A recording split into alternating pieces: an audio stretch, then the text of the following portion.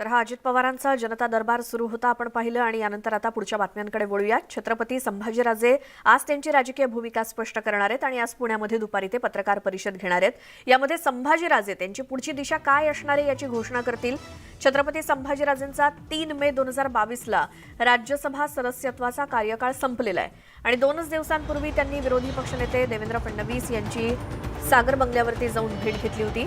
आता ते आपल्या पुढच्या प्रवासाबद्दल काय निर्णय घेणार हे अवघ्या काही तासात स्पष्ट होणार आहे। ही ताजी दृश्य आहेत। छत्रपती संभाजी महाराज आपली भूमिका स्पष्ट करतील। अगदी काही वेळातच दुपारी 12 वाजता पुण्यामध्ये त्यांची पत्रकार परिषद होणार आहे। त्यामुळे नव्या राजकीय घोषणेची शक्यता जी वर्तवली जाते त्यावरून संभाजीराजे हे आता आपल्या पत्रकार परिषदेतून काय नव्या घोषणा करतात, काय आपली पुढची राजकीय भूमिका जाहीर करतात याकडे संपूर्ण महाराष्ट्राचं लक्ष लागलेलं आहे। मात्र सध्या जे संभाजीराजेंचे समर्थक तिथे जमलेले आहेत ते तुळजाभवानीच्या मंदिरातील संभाजीराजेंचे काही फोटो आणि ते हातात घेऊन उभे आहेत। अर्थात तुळजापुरातला वाद याची सुद्धा याला किनार आहे। आमचे प्रतिनिधी वैभव सोनावणे पुण्यातून आपल्या सोबत आहेत। वैभव, आता थोड्याच वेळात पत्रकार परिषद सुरू होईल, त्याआधी संभाजी महाराजांचे समर्थक जमलेले आहेत, काय त्यांचं म्हणणं आहे? श्वेता, संभाजी महाराज आज त्यांची पुढची राजकीय दिशा जी ती स्पष्ट करू शकतात।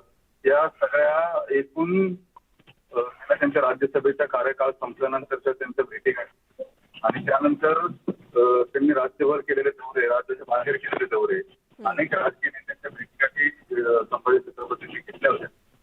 या सगळ्या पार्श्वभूमीवरती पुण्यातल्या SSPML शिवाजी मराठा सोसायटीची जे इमारत आहे त्या इमारतीच्या समोर छत्रपती शिवाजी महाराजांचा अश्वारूढ पुतळा आहे, शाहू महाराजांनी त्याला पुष्पहार अर्पण करून संभाजी छत्रपती हे त्याच्या पत्रकार परिषदेत तिथं कार्यकर्ते गोळा झाले।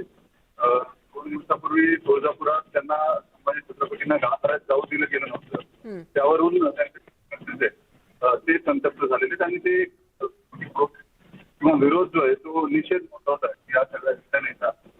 तिथून संभाजी छत्रपती हे पत्रकार परिषदेच्या ठिकाणी जातील। जे एकूण चित्र दिसतंय, संभाजी छत्रपतींनी गेल्या महिन्याभरात जी वक्तव्य केली त्यानुसार त्यांना केंद्रीय राजकारणात रस आहे, त्यानुसार भाजप आणि काँग्रेस अशा दोन्ही केंद्रीय पक्षांची आपली संभाजी छत्रपतींनी केलेली होती। काही पक्षामध्ये जाऊन प्रवेश करण्याचा आपला वेगळा प्रवाह ठेवावा आणि सक्रिय राजकारण करावं अशा एकूण मानसिकतेमध्ये ते पोहोचलेले दिसत आहेत। बऱ्याच संघटना आणि कार्यकर्ते एकत्र करून बरेच कार्यकर्ते या दौऱ्यांमध्ये जोडले गेले काही वर्ष सातत्याने महाराष्ट्रभर फिरत आहेत। त्या अनुषंगाने एखाद्या संघटना किंवा पक्षाच्या स्थापनेचे सुरुवात आहे ते या पत्रकार परिषदेमध्ये ते करू शकतात। मात्र एक या पत्रकार परिषदेची त्यांची तिथला चलो भूमिका जी आहे त्यांना मांडली ती स्पष्ट जी। वैभव, एकूणच या सगळ्या माहितीसाठी धन्यवाद। मात्र जी आज पुण्यामध्ये आपली भूमिका संभाजीराजे छत्रपती जाहीर करणार आहेत ती ऐकण्यासाठी तर महाराष्ट्रातले लोक उत्सुक आहेतच। यापुढे आता म्हणजे आपली खासदारकीची टर्म संपल्यानंतर यापुढे आता आपली राजकीय भूमिका किंवा काय बोलणार संभाजीराजे, मात्र काही कार्यकर्त्यांच्या प्रतिक्रिया आल्या त्या ऐकूयात। प्रश्न असतील, बहुजनांचे प्रश्न असतील, सगळेच प्रश्न प्रलंबित आहेत। ते सोडवण्यासाठी स्वतःचं राजकीय अस्तित्व संघटन आपलं असलं पाहिजे आणि या दबाव तंत्राच्या माध्यमातून आपण आपले प्रश्न सोडवले पाहिजेत। म्हणून राजकीय पक्ष हा काढलाच पाहिजे असे समर्थक म्हणून आमची त्यांच्याकडे मागणी आहे। आपण आपलं मत सांगा, काय तुम्हाला पण काय वाटतं? या राज्यामध्ये शेतकऱ्यांचे प्रश्न, कामगारांचे प्रश्न, राज्याची आर्थिक डबघाई, तरुणांची बेरोजगारी इतके प्रश्न असताना सर्व राजकीय पक्ष ज्या पद्धतीने राजकारण करताय, देवधर्माचं राजकारण करताय, कोणी भोंग्याचं राजकारण करतंय, हे सगळे राजकारणाला आता ही महाराष्ट्रातली जनता परेशान झालेली आहे, त्रस्त झालेली आहे।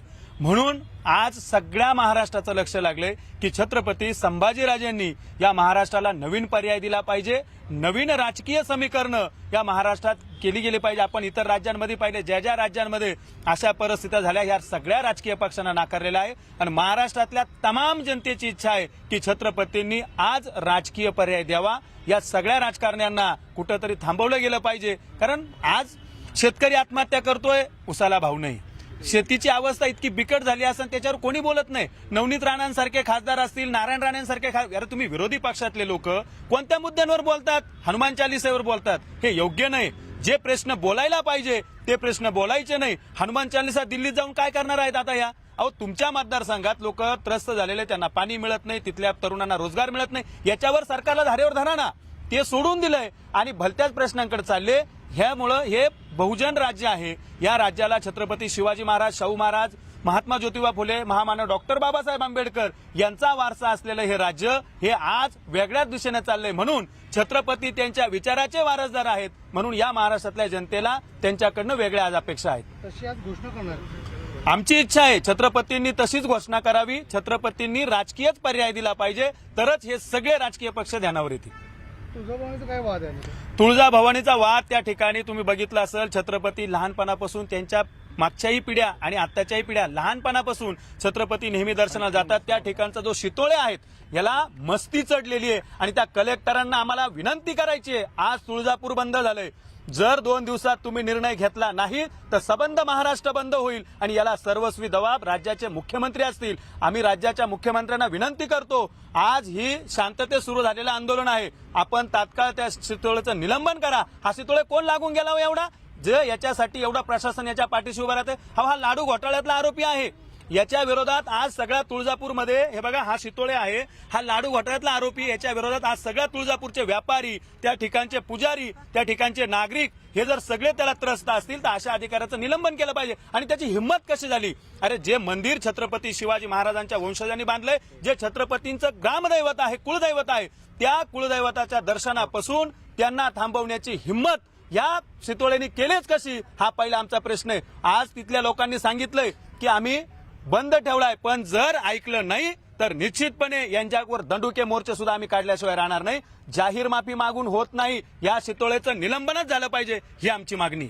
अर्थातच या पुढची काय भूमिका असणार आहे? खरं तर इथे आपण बघतो की संभाजी महाराज येत आहेत आणि इथून पुढची काय भूमिका असणार आहे? त्यांनी स्वतंत्र निर्णय घ्यावा असं वाटतंय का तुम्हाला? नक्कीच वाटतंय. आज महाराष्ट्रातली परिस्थिती बघितली तर सर्वपक्षीय राज्यकर्त्यांकडून मराठा आणि बहुजन समाजावरच्या प्रश्नावरती फक्त राजकारण होताना दिसतंय, परंतु हे सर्वपक्षीय राज्यकर्ते मराठा समाजाचे, बहुजन समाजाचे कुठलेही प्रश्न सोडवताना दिसत नाहीत. म्हणून या महाराष्ट्रातल्या जनतेला, या महाराष्ट्रातल्या तरुणांना, सर्वपक्षीय जे समाज बांधव आहेत त्यांना आता फक्त छत्रपती संभाजीराजेंकडून अपेक्षा आहे. म्हणून आम्ही सर्व तरुण आणि या राज्यातला तमाम सर्व शेतकरी असेल, 18 पगड जातीतला सर्व मावळा असेल, या सर्व लोकांना आता वाटतंय की फक्त छत्रपतीच या महाराष्ट्रातल्या प्रश्नांना न्याय देऊ शकतात. छत्रपतीच येणाऱ्या काळात एक वेगळा निर्णय घेऊन महाराष्ट्रातले प्रश्न सोडवू शकतात. सर्वपक्षीय राज्यकर्त्यांनी भ्रमनिराश केल्यामुळे आज राजेंना आम्ही आपल्या माध्यमातून सुद्धा आव्हान करतो आणि जनतेला सुद्धा आव्हान करतो की येणाऱ्या काळात आपल्याला एक नवीन वाट निर्माण करायची. मराठा बहुजनांचे प्रश्न घेऊन आपल्याला लढायचंय, रस्त्यावर यायचंय. एक नवी ही परिवर्तनाची महाराष्ट्रातल्या नवक्रांतीचं हे एक बीज असेल. नवक्रांतीचा पर्याय राजेंकडून आज आम्हाला आणि महाराष्ट्राला मिळण्याची अपेक्षा आहे. निश्चितपणे राजे त्या दिशेने जातील अशी आमची अपेक्षा आहे. संभाजीराजेंनी समाजाच्या आणि लोकांच्या प्रश्नावरती आता राजकारणात उतरलं पाहिजे ही लोकांची इच्छा आहे आणि जनतेने सुद्धा राजेंच्या आणि या विचाराच्या पाठीमागे राहिलं पाहिजे अशी आमची सर्वांची विनंती आहे. तीव्र आहेत आपण बघतो. आणखी आपण प्रतिक्रिया जाणून घेऊया. खरं तर राजेंनी महाराष्ट्राचाही दौरा केला होता, अनेक ठिकाणच्या बैठका झाल्या होत्या. त्यामागची पार्श्वभूमी हीच होती का? आता काय मनस्थिती आहे सगळ्यांची? नाही, तुम्ही जर पाहिलं तर त्यांचा पूर्वीचा कालखंड हा राष्ट्रपती नियुक्त असल्यामुळे समाजाच्या बाबतीमध्ये गेला. त्यांनी राजकीय भाष्य केलं नाही.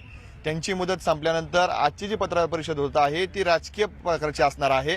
आजवर झालेले दौरे हे नक्कीच समाजहिताचे होते, परंतु या पुढचे जे दौरे असतील ते मला या ठिकाणी सांगावं वाटतं. आम्ही सर्व समन्वयक त्यांचे समर्थक म्हणून राजकीय उलथापालथ करण्यासाठी, आपला दबावगट तयार करण्यासाठी आजवर आम्हाला आंदोलन करावे लागले.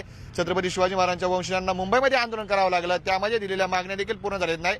म्हणून आम्ही राजकीय ताकद दाखवण्यासाठी भविष्य कालावधीमध्ये राजेंच्या मागे खंबीर उभे राहणार आहोत. इथून पुढचे दौरे हे राजकीय असावेत अशी आमची इच्छा आहे. अर्थात इच्छा जी आहे ते कार्यकर्त्यांनी स्पष्ट बोलून दाखवलेली आहे. आता सर्वस्वी जो निर्णय घ्यायचा आहे तो राजांना घ्यायचा आहे. पण तरी काय पक्षाच्या ध्येय धोरणे असावीत आणि काय मुख्य प्रश्न असतील असं वाटतंय तुम्हाला? छत्रपती शिवरायांच्या महाराष्ट्रात जे शाहू फुले आंबेडकरांच्या विचारधारेने चालायला पाहिजे ते न चालता महाराष्ट्रातील चारही पक्ष जातीय दंगली घडवण्याच्या व्यस्त झालेले आहेत. जातीय दंगली करून आपापली कशी पोळी भाजून घेता येईल याच्याकडे मग्न झाले आहेत. तरी छत्रपती शिवरायांचे वंशज असलेले संभाजी महाराजांनी शाहू फुले यांच्या विचारांचा व मराठा समाज, बहुजन समाजाचे, शेतकऱ्यांचे प्रश्न व विद्यार्थ्यांचे प्रश्न सोडवण्यासाठी पर्याय व्यवस्था म्हणून छत्रपती संभाजीराजांनी पर्याय व्यवस्था म्हणून राजकीय पक्ष काढावा अशी आमची सर्व शिवप्रेमींची व त्यांचे कार्यकर्ते म्हणून व त्यांची पाईक म्हणून आमची सर्वांची व सर्वसामान्य जनतेची अशी इच्छा आहे. आम्ही सोशल मीडियाच्या माध्यमातून सगळ्याचा पोल जाणला तर संभाजीराजांनी नवीन पर्याय व्यवस्था आणि पक्ष स्थापन करावा. ते देखील शिवरायांच्या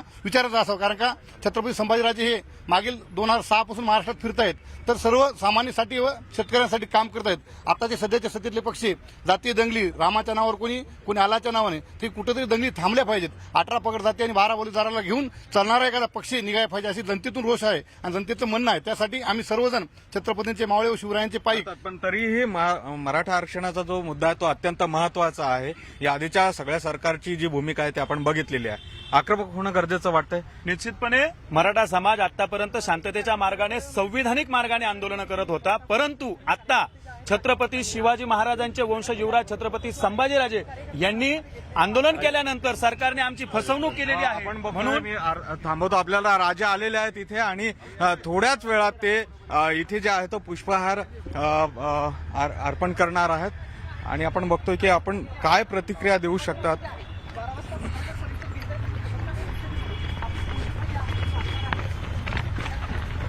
दृश्य आपण पाहतोय, एक्सक्लुझिव्ह दृश्य आहेत. तिथे छत्रपती संभाजी राजेंचं आगमन झालेलं आहे आणि ते आता थोड्याच वेळात आपली भूमिका तिथे स्पष्ट करणार आहेत. 12 वाजता बरोबर पत्रकार परिषदेला सुरुवात होईल. मात्र त्याआधी संभाजीराजेंचा ताफा पोहोचलाय. भावना खूप तीव्र आहेत. सगळ्या जे आपले कार्यकर्ते आहेत, पदाधिकारी आहेत, भावना खूप तीव्र आहेत आणि तुमच्या भूमिकेकडे लक्ष आहे. कसं बघताय सगळ्या भावनांना? कसं तुम्ही? मी जाणून घेतोय. मला मात्र सगळ्यांची इच्छा आहे की तुम्ही एक नवीन पक्ष काढावा, राज्यासमोर एक पर्याय जो आहे तो तुमच्या माध्यमातून मिळेल. सगळ्यांचं आउटपुट दिलं मागे ना काय सांगाल? आज सगळे कार्यकर्ते जमलेले आहेत, राज्यभरातून समन्वयक आलेले आहेत, पदाधिकारी आलेले आहेत. प्रत्येकाच्या तोंडी एकच भाष्य करता आज पाहायला मिळते की राजांनी नवीन पक्ष काढावा. तुम्ही त्या मनस्थितीत आहात? मी सगळ्यांचा आदर करतो. एवढं प्रेम छत्रपती घराण्यावर देतात, माझ्यावर देतात. मला जे काय बोलायचंय ते मी 12 वाजता बोलेन. तुम्ही आज सगळं जे काय बोलायचंय, जे काय माझे मत आहे हे मी 12 वाजता बोलेन. कार्यकर्ते तुम्ही आक्रमक छत्रपती घराण्याचे वारसदार आहात. तुम्हाला मंदिराच्या गाभाऱ्यामध्ये तुम्हालाही कल्पना आहे. मी काही बोलणार नाही. आपल्याला उगाच मात्र आज- मनाला तुम्हालाही मनाला दुःख होईल. त्यापेक्षा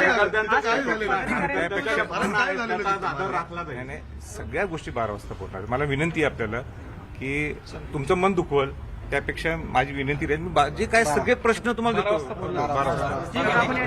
तर भूमिका जी आहे ती आपण थोड्याच वेळात 12 वाजता स्पष्ट करू अशा पद्धतीचे प्रतिक्रिया राजेंनी दिलेली आहे. आणि बघतो की कार्यकर्त्यांची जी गर्दी आहे ती आता वाढते आहे आणि थोड्याच वेळात जे गोविंद, या सगळ्या माहितीसाठी धन्यवाद.